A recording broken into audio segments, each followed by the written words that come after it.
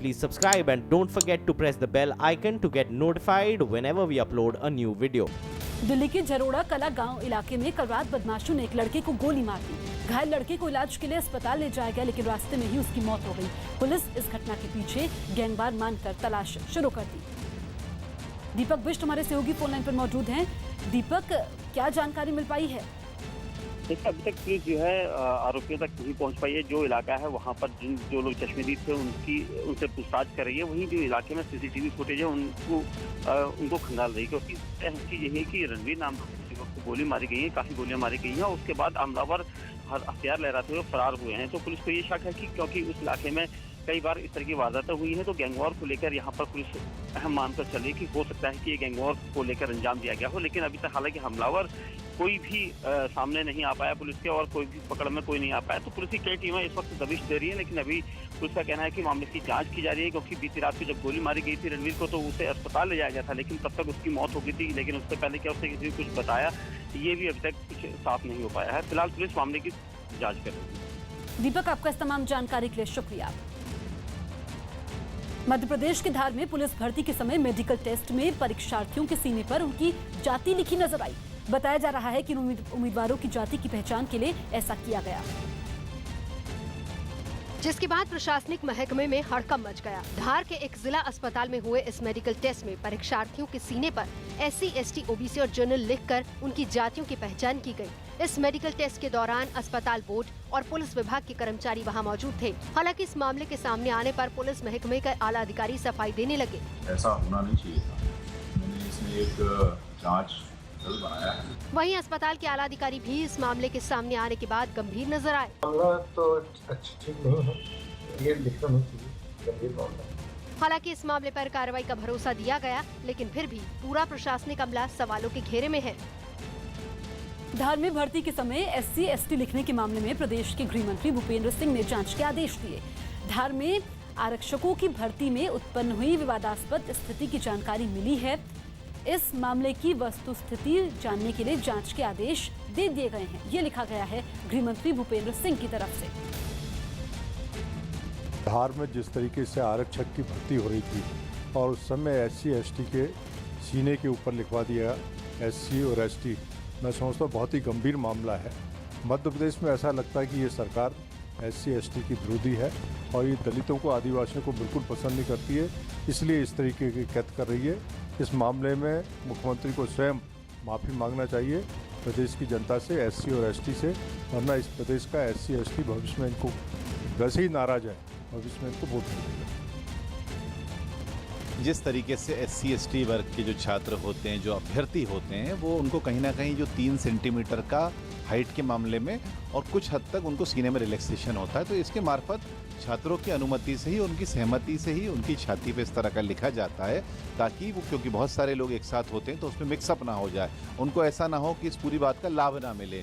लेकिन हमें लगता है कहीं ना कहीं ये जो नियम लंबे समय से चला आ रहा है, इस नियम पर दोबारा से पुनर्विचार होना चाहिए, और अगर ये नियम के विपरीत जाकर हुआ है तो निश्चित रूप से प्रशासन को इस मामले में गंभीर कार्रवाई करना चाहिए।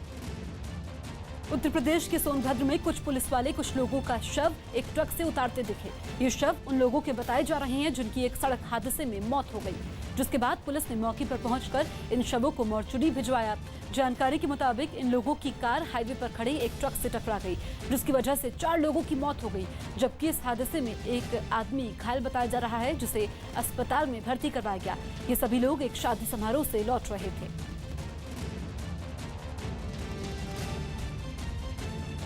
अनु कुमारी को सोनीपत जिले में बेटी बचाओ बेटी पढ़ाओ अभियान का ब्रांड एम्बेसडर बनाया गया। सिविल सेवा परीक्षा 2017 में दूसरे नंबर पर आने वाली हरियाणा की अनु कुमारी को सोनीपत जिले में बेटी बचाओ बेटी पढ़ाओ अभियान का ब्रांड एम्बेसडर बनाने का ऐलान किया गया।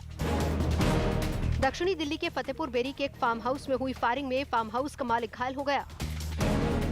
यूपी के 10वीं और 12वीं की परीक्षा के नतीजों का ऐलान कर दिया गया। 10वीं में 75% और 12वीं में 72% छात्र पास हुए। राजस्थान के अलवर में एक फैक्ट्री के टैंक में गिरने से 4 मजदूरों की मौत हो गई। उत्तर प्रदेश के नोएडा में 2 बसों की टक्कर में 2 यात्रियों की मौत हो गई, जबकि 7 लोग घायल हो गए। राजस्थान के चूरू में एक शादी समारोह में खाना खाने के बाद 16 लोगों की तबीयत बिगड़ गई। गुजरात से ब्रेकिंग न्यूज दे रहे हैं जनक दवे। गुजरात के विधानसभा अध्यक्ष राजेंद्र त्रिवेदी ने भीमराव अंबेडकर को ब्राह्मण बताया है। इसके पीछे राजेंद्र त्रिवेदी का तर्क है कि अंबेडकर नाम एक ब्राह्मण ने दिया था। उन्होंने ये भी तर्क दिया कि जो भी ज्ञानी होता है वो ब्राह्मण ही होता है। गुजरात विधानसभा अध्यक्ष राजेंद्र त्रिवेदी ने साफ किया कि अगर कोई ज्ञानी है तो उसे ब्राह्मण कहने में कोई संकोच नहीं है। ब्राह्मणे कोई गुनो कर्यो नहीं होवा छता ब्राह्मण माटे खोटी તીલી લગાડે છે ને ત્યારે મને એમ કહેવાનું મન થાય છે કે બ્રાહ્મણ એટલે જ્ઞાન, બ્રાહ્મણ એટલે બુદ્ધિ, બ્રાહ્મણ એટલે ચિંતન અને એટલે જે કોઈ જ્ઞાની છે એ બ્રાહ્મણ છે। અને મને એવું કહેવામાં કોઈ સંકોચ નથી કે આંબેડકર પણ બ્રાહ્મણ છે। जनक दवे हमारे सहयोगी फोन लाइन पर मौजूद है। जनक, विधानसभा स्पीकर ने विवादास्पद बयान दिया है।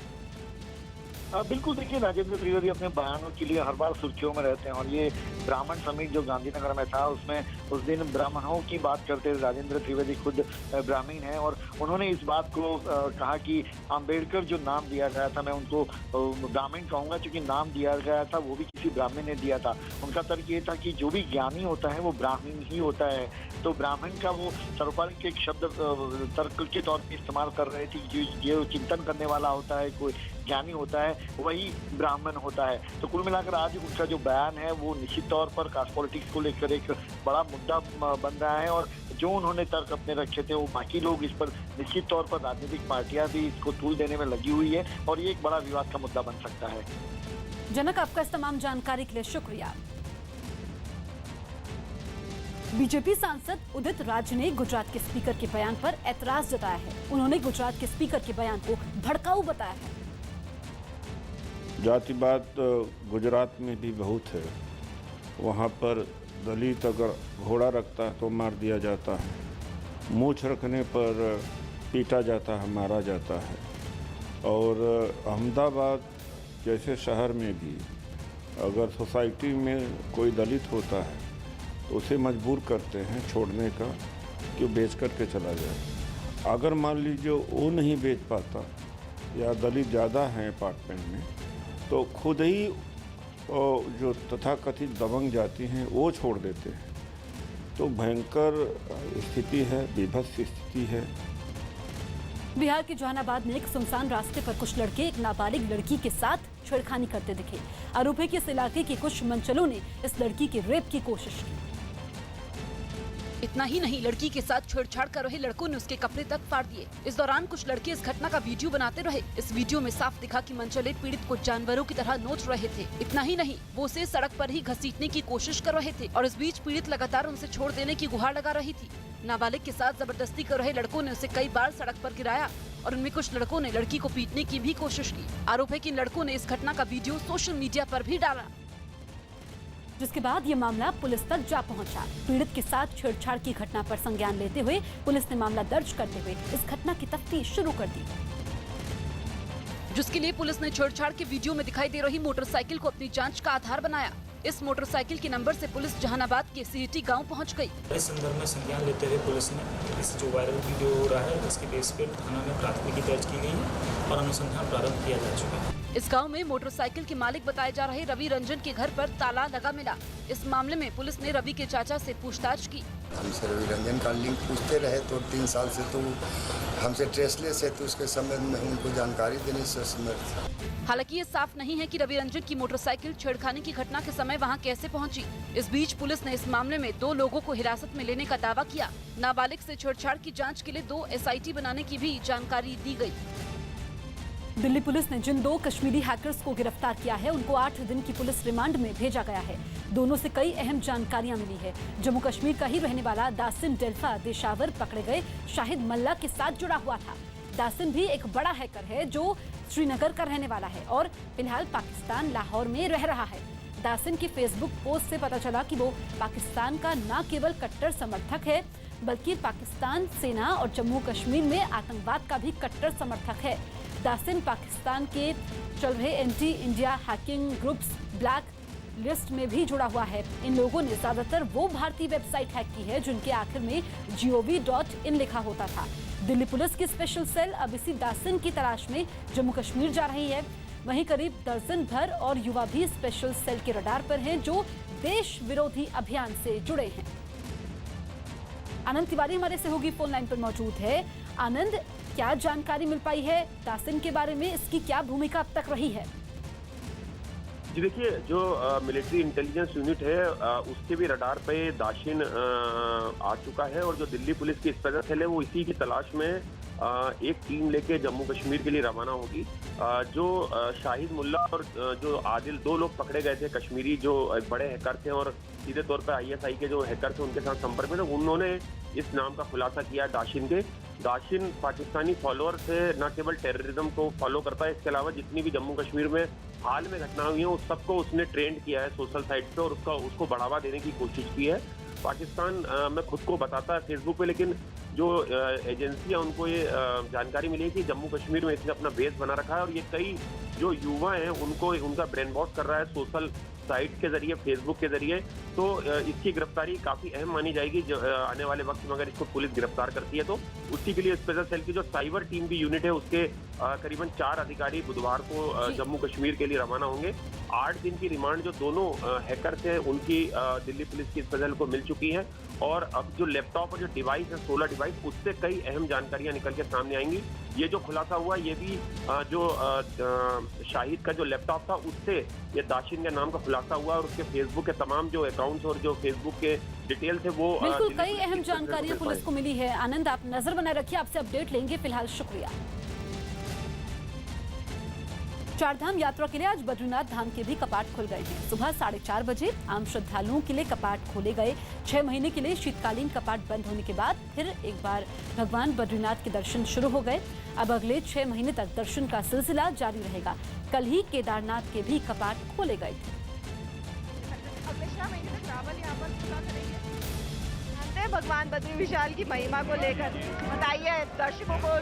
भगवान बद्री विशाल ने तपस्या की थी और जो लक्ष्मी जी हैं यहाँ पे उन्होंने बेर वृक्ष का रूप धारण करके भगवान को जो बर्फ रहती है उससे छाया दी थी।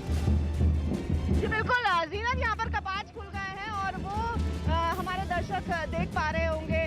बिल्कुल भगवान बद्री विशाल अब प्रथम दर्शन यहाँ पर देंगे। जो पूरा वैदिक मंत्रोच्चार है उसके साथ यहाँ पर कपाट खुले हैं। अब यहाँ से अगले 6 महीने तक भगवान बद्री विशाल श्रद्धालुओं को दर्शन देंगे। इस क्षण का सभी लोग यहाँ पर इंतजार कर रहे थे और वो क्षण यहाँ पर जीनत आ गया है। बैंड की धुनें भी सुनाई दे रही होंगी और ये देखिए आप यहाँ पर किस तरह से जो रावल हैं, पुजारी हैं, मुख्य रावल, वो यहाँ पर भीतर प्रवेश करवाते हैं और अब उसके बाद यहाँ पर पूरी परंपराएं होंगी। उसके बाद ही यहाँ पर आम श्रद्धालु अब दर्शन कर पाएंगे। तो कतारें जो वहाँ पर लगी हुई हैं वो थोड़ी देर में अंदर जाना शुरू हो जाएंगी, दर्शन करना शुरू हो जाएंगे।